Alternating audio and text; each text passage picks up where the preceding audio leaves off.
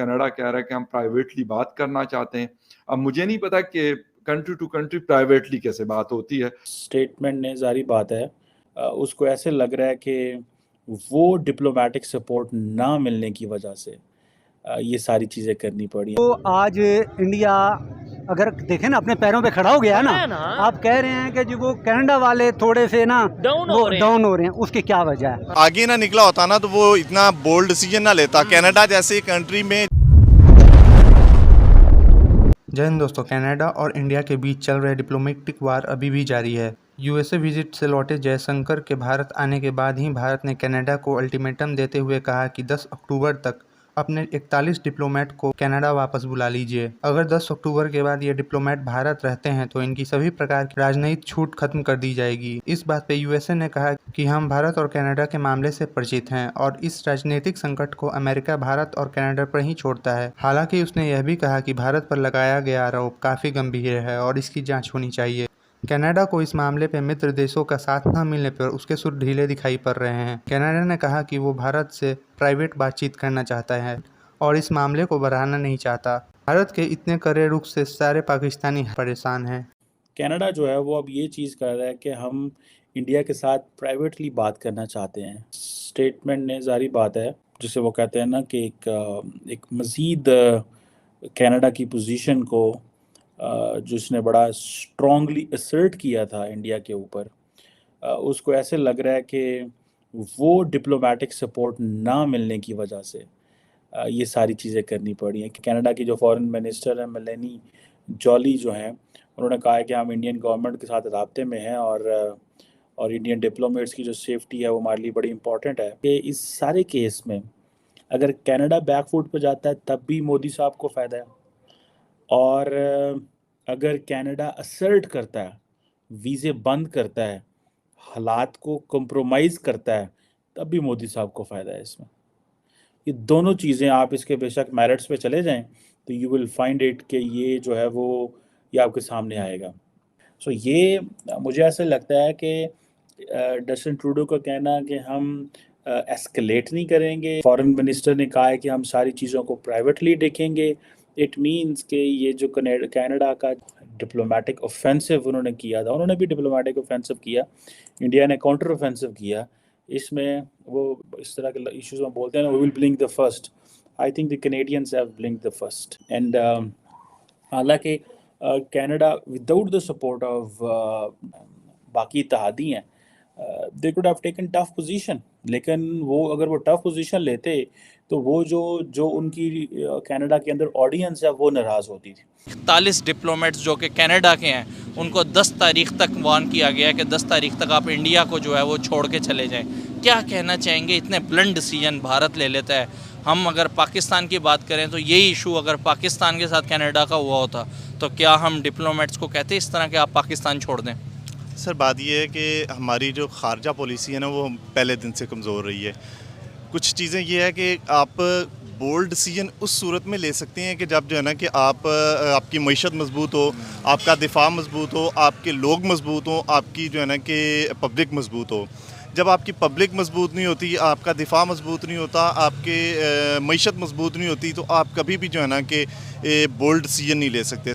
अगर हम किसी साइड पे जो है ना कि बोल्ड डिसीजन वाली साइड पे जाते हैं तो बात ये होती है कि हमारा इंटरनेशनल प्रेशर आ जाता है। इंटरनेशनल प्रेशर में हम जो है ना वो सारा जितना भी हमारा डिसीजन पावर होती है या जो जितना भी हमारा प्रोसेस होता है वो फ्लैट हो जाता है। इंडिया आप कह रहे कि नहीं जरा सब्र करो भी, और हमने आपको दीवार से लगाना है, आपका सर हमने मट्टी में और देना है। हाँ मतलब ये तो टू बी ऑनेस्ट खबर पढ़ के मैं भी चौंका था। जब मैं अपना खाना खा रहा था लंच में तो मैं भी हैरान हो गया कि India has asked Canada to downsize its diplomat from 70 या 72 हैं और उसको घटा के 31 पे लाने को कहा गया है जी।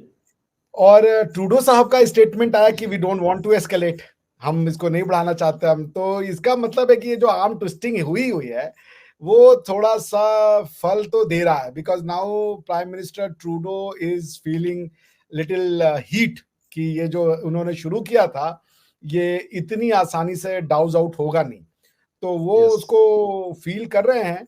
मगर मैं ये भी कहना चाहूंगा, क्योंकि शाम तक आते आते ट्रूडो साहब का ये स्टेटमेंट आ गया कि भाई हम इसको एस्केलेट करना नहीं चाहते, अब जो मैटर था उसको वहीं खत्म कीजिए, अब आगे बढ़िए। मगर ये एक अच्छा इशू इसलिए भी है मुझे, अगर जो इंडियन स्ट्रेटेजिक थिंकिंग लग रही है कि वंस एंड फॉर ऑल ये जो freedom of speech and expression के नाम पे खालिस्तानी जो टेररिस्ट हैं इनको आप सपोर्ट कर रहे हो, इसको आपको बंद करना पड़ेगा, या ये डुप्लिसिटी कम करनी पड़ेगी, आपको इनके अगेंस्ट में लीगल एक्शन लेना पड़ेगा। तो ये एक टाइम है कि इसको ना एक instead of scoot and shoot करके कि चलो अभी मामला दब गया, बाद में देखेंगे, वो नहीं बर्दाश्त करेंगे। इसको आप फाइनल सोल्यूशन की तरफ ले जाइए कि ये खालिस्तानी जो हैं वहां पे, और ये चंद हैं, मुश्किल से हैंडफुल लोग हैं, इनके चक्कर में जो हमारे बेचारे सिख भाई बहन है वो भी डरे डरे रहते हैं, क्योंकि आप उनके ऊपर सारा गुस्सा फूटता। बिल्कुल सही कह रहे हैं, बिल्कुल सही कह रहे हैं। तो ये एक नॉनसेंस है जो इनको बंद करना पड़ेगा। ये लोगों को डराते हैं, ये लोगों को धमकाते हैं। अभी स्कॉटलैंड में हमारे एक जो दोराई स्वामी साहब हमारे जो वो थे डिप्लोमेट, उसको उन्होंने गुरुद्वारे में जाने से रोक दिया। बिल्कुल, ये कौन सा आपका खालिस्तान का सपोर्ट है भाई? मस्जिद, मंदिर, गुरुद्वारे, ये तो ईश्वर का घर होते हैं, सबका होता है, वो सब जा सकते हैं, बिल्कुल सब जा सकते हैं। तो ये तो फिर अब अच्छा मजे की बात है कि लॉ के हिसाब से देखें तो ये एक तरीके से रॉन्गफुल रिस्ट्रेंट है जो एक क्रिमिनल एक्शन आता है।